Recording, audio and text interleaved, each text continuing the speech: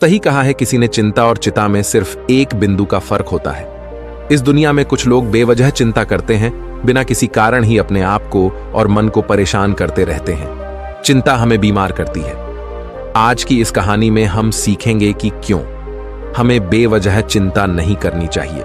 एक गांव में एक किसान था जिसे एक बहुत ही बुरी आदत लग चुकी थी, और वह आदत थी बेवजह चिंता करने की।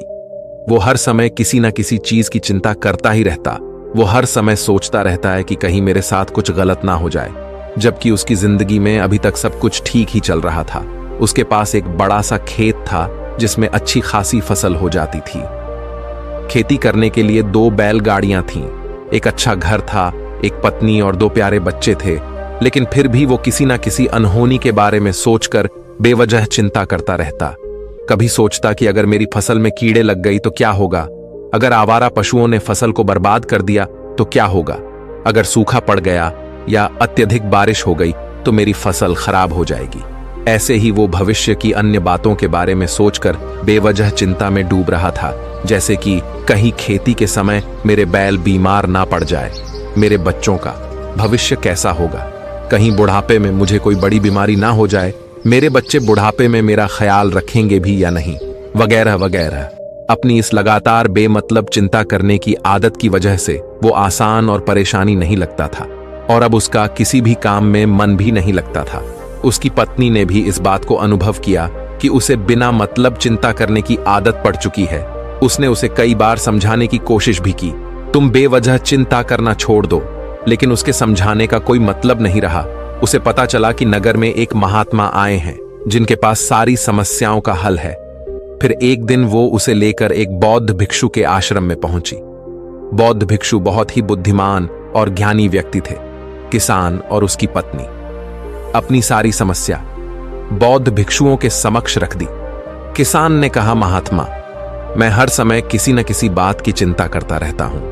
मैं ज्यादातर उन बुरी चीजों के बारे में सौर, फिर कभी अपना हाथ अपने सिर पर रखते तो कभी जमीन पर। वो बहुत ही चिंतित और बेचैन चकर चिंतित होता रहता हूं, जो अभी तक मेरे साथ हुई भी नहीं।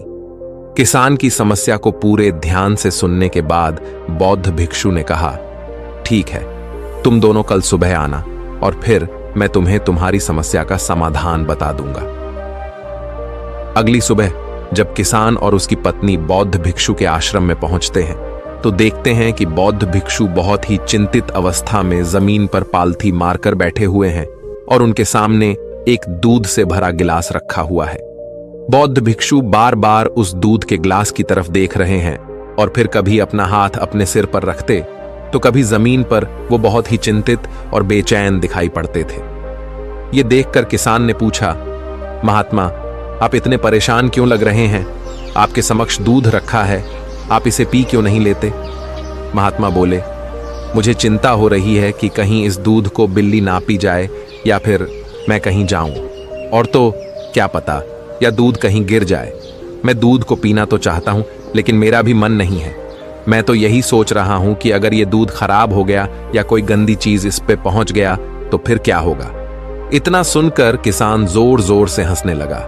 किसान ने हंसते हुए कहा, महात्मा, इसमें इतनी चिंता करने वाली कौन सी बात है? ये दूध ही तो है। अगर इसे बिल्ली ने गिरा दिया, ये खराब हो गया या फिर किसी ने इसे पी लिया तो क्या हो गया?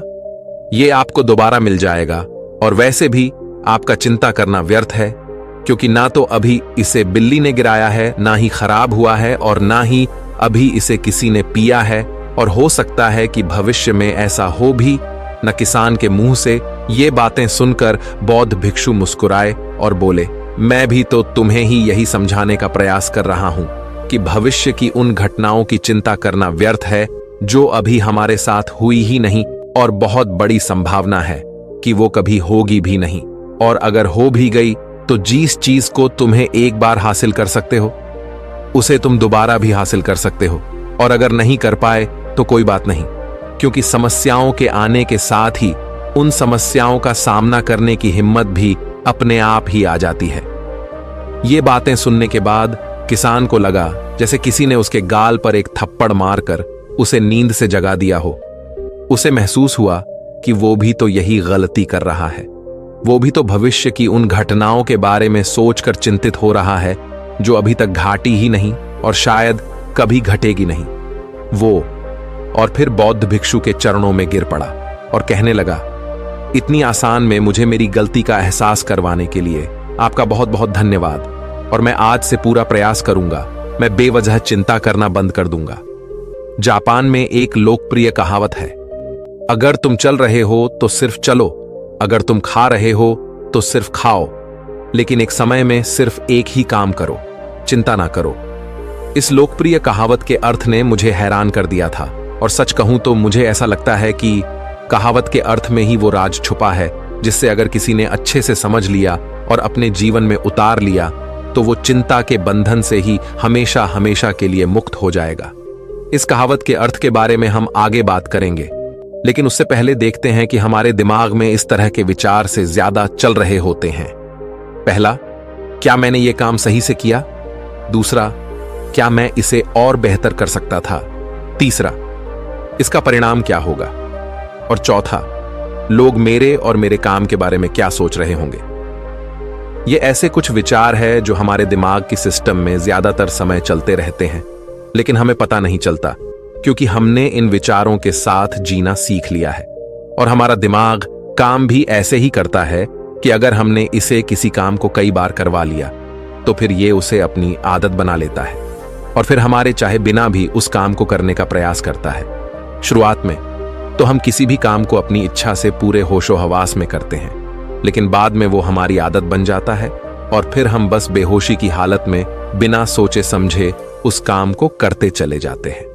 जब एक बच्चा छोटा होता है तब उसे पता नहीं होता कि चिंता क्या है, लेकिन जैसे ही वो बड़ा होता है माँ बाप कहना शुरू कर देते हैं, बेटे आपको होमवर्क करना है, आपको उसकी चिंता नहीं हो रही, आपके एग्जाम आने वाले हैं, आपको उसकी चिंता करनी चाहिए। और ऐसे ही ना जाने कितनी सारी चीजों के लिए बच्चों के आसपास के लोग उसे चिंता करने के लिए कहते हैं और वो छोटा बच्चा इस बात को मान लेता है।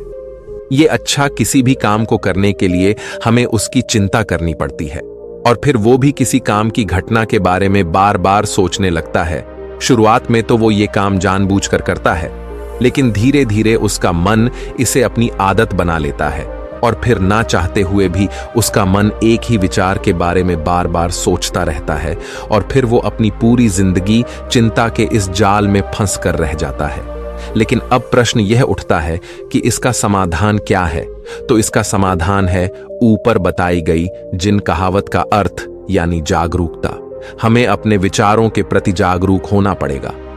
हमें थोड़ी देर रुककर इस बात पर ध्यान देना होगा कि कहीं हम ना चाहते हुए भी एक ही घटना के बारे में तो बार बार नहीं सोच रहे हैं। हमें पूरी जागरूकता के साथ ये देखने का प्रयास करना होगा कि पूरे दिन हमारे अंदर इस तरह के विचार उठते रहते हैं। अब आप पूछ सकते हैं, केवल जागरूकता क्या करेगी? मैं कहता हूं, या काफी है? ये मन को शांत करने के लिए पर्याप्त है, मन को अपने स्वभाव का एहसास कराने के लिए पर्याप्त है। और जीवन में जागरूकता लाने का सबसे आसान तरीका है ध्यान करना। ध्यान करने के दौरान अपने विचारों पर ध्यान देना, और जब आप पूरी जागरूकता के साथ अपने विचारों पर ध्यान देना शुरू कर देंगे तब आप पाएंगे कि आपके मन में चलने वाले गैर जरूरी विचार एक एक करके अपने आप ही गायब होना शुरू हो जाएंगे और फिर आप एक आनंदित और शांत जीवन अनुभव कर पाएंगे। दोस्तों, ऐसी कहानी हमें जीवन जीने का तरीका सिखाती है। अगर आपको यह कहानी पसंद आई हो और आप हमारे चैनल पर और बेहतरीन कहानी देखना चाहते हैं तो चैनल को सब्सक्राइब जरूर करें। धन्यवाद।